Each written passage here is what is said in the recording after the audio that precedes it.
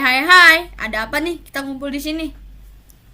Mau ngapain ya? Mau main mungkin? Atau mau ngapain nih? Bikin tugas BRML dong, masa main ntar dia main BRML. Oh iya, kita mau ngerjain tugas Sendindo.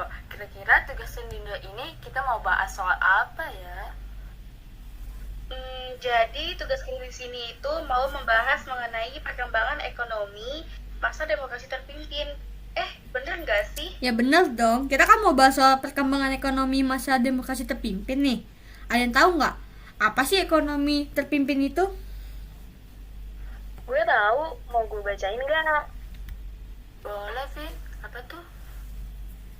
Menurut Wikipedia, pengertian sistem perekonomian adalah suatu sistem yang dimanfaatkan oleh suatu negara untuk mengalokasikan setiap sumber daya yang dimiliki oleh negara tersebut, baik individu maupun organisasi yang berdiri di negara tersebut. Nah, perbedaan dasar antara suatu sistem ekonomi dengan sistem ekonomi lainnya terletak dari bagaimana sistem itu mengatur seluruh faktor produksinya. Kemudian, menurut The Maire tahun 1966, sistem ekonomi adalah suatu sistem yang digunakan untuk mengatur hubungan ekonomi antar manusia dan membentuk kelembagaan dalam suatu kehidupan. Nah, untuk itu, sistem ekonomi juga tidak harus berdiri sendiri, tapi juga bisa berkaitan dengan perdagangan, pola pikir, dan filosofi setiap manusia di dalamnya. Nah, dari kedua pengertian tersebut, kita bisa simpulin nih kalau pengertian sistem ekonomi itu adalah sistem yang mengatur dan mengelola segala aktivitas perekonomian suatu negara sehingga dapat memaksimalkan sumber daya yang dimiliki. Namun, setiap prosesnya harus berdasarkan pada prinsip ekonomi agar tercapai bentuk kesejahteraan dan kemakmuran untuk seluruh masyarakat. Seiring berjalannya waktu, tiap negara juga pasti akan mengalami perkembangan dari segi penerapan sistem ekonomi. Adanya sistem perkembangan ekonomi yang modern akan membuat perekonomian berkembang pesat. Walaupun sampai sekarang masih ada beberapa negara dan daerah yang masih menggunakan sistem ekonomi tradisional. Nah, kira-kira seperti itulah ya penjelasan mengenai pengertian sistem ekonomi. Oke, thanks Vina, lengkap banget ya dan jelas banget. Kalau gitu ini gue lanjut ya, boleh nggak? Gue di sini mau membahas mengenai sejarah sistem ekonomi Indonesia. Boleh dong. Oke, di dalam negara Indonesia sendiri secara total sudah ada 4 perubahan sistem ekonomi dari masa penjajahan hingga sekarang.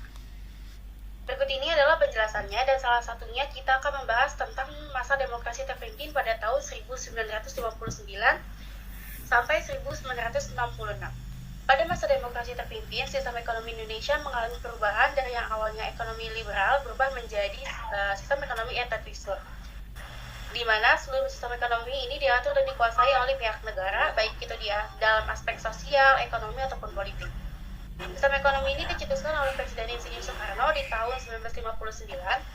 Sistem ekonomi ini dilakukan karena sistem ekonomi liberal membuat setiap pengusaha dalam negeri tidak mampu bersaing dengan pengusaha asing.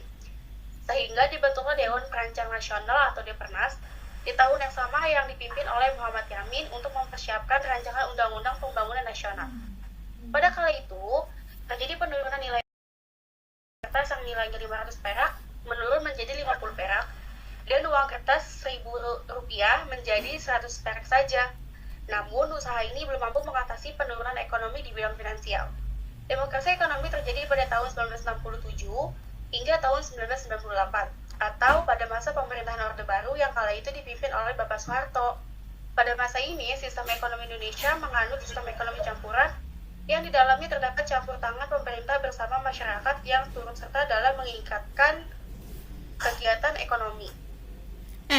Tahu nggak sih, pemerintah juga berperan sebagai pengendali ekonomi dan masyarakat berperan penuh sebagai pelaku produksi, distribusi, sekaligus konsumennya. Usaha pemerintah ini bertujuan untuk membantu masyarakat agar terhindar dari masalah ekonomi modern seperti kesulitan dalam menentukan harga barang atau jasa yang akan diproduksi. Nah, kebijakan Bapak Soeharto dalam bidang ekonomi ini meliputi pertama, bergabungnya Indonesia dengan IMF atau International Monetary Fund sehingga ada bantuan utang keuangan dari negara asing yang masuk ke Indonesia. Kedua, menghapus kebijakan hiperinflasi dengan melarang adanya pendanaan domestik untuk mencetak uang.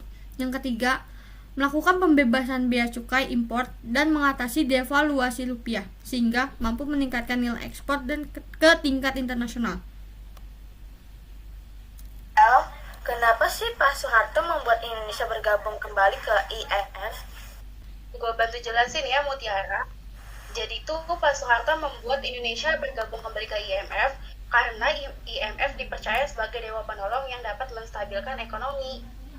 Bener tuh yang dibilang Dewi. Ngomong-ngomong tentang IMF, sekarang tuh Indonesia masih bergabung nggak sih setelah lengsernya Pak Soeharto? Karena kan yang membuat Indonesia bergabung kembali ke IMF itu kan Pak Soeharto. Masih dong, justru sekarang IMF membantu Indonesia dengan menyediakan tanah ahli bukan hanya ke Indonesia aja sih, tetapi ke negara-negara lain yang ingin menyempurnakan perekonomiannya. Guys, kalian tahu nggak sih ada kebijakan yang diambil oleh pemerintah? Kira-kira kalian ada yang tahu nggak apa aja? Gue tahu, jadi kebijakan yang diambil pemerintah itu ada devaluasi.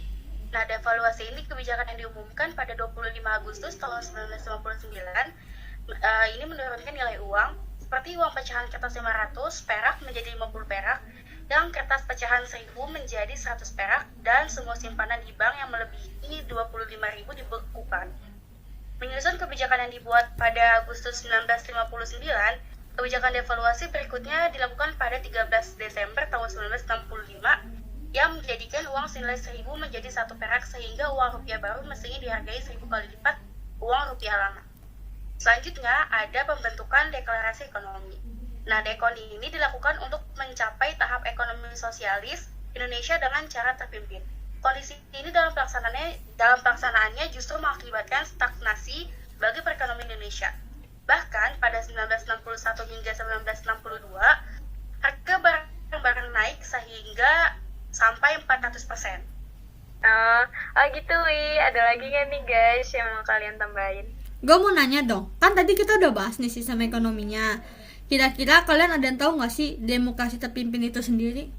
Gue bantu jelasin ya. Jadi demokrasi terpimpin adalah sistem demokrasi di mana seluruh keputusan serta pemikiran berpusat pada pemimpin negara. Indonesia pernah menerapkan sistem demokrasi terpimpin pada tahun 1959. Sayangnya penerapan sistem demokrasi tersebut harus gagal dikarenakan kondisi ekonomi Indonesia yang tercatat paling buruk dalam sejarah Indonesia.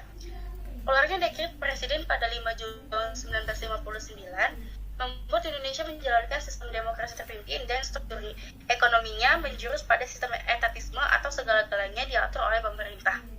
Dengan menerapkan sistem ini, pemerintah berharap bahwa kondisi Indonesia akan bermuara pada kemakmuran bersama dan persamaan dalam sosial, politik, maupun ekonomi.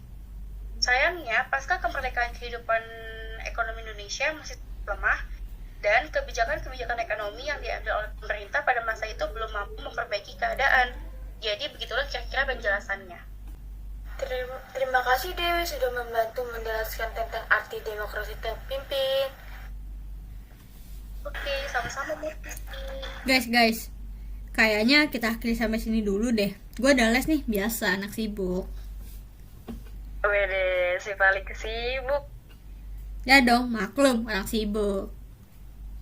Oke deh El, semangat ya lesnya, jangan lupa belajar yang benar. Bisa gue contekin, bercanda ya Els. Oke deh, semoga apa yang kita sampaikan bermanfaat ya. Gue juga ya guys, ada jadwal ngaji nih. Ya udah deh, kita akhiri di sini aja ya guys. See you next time. Bye.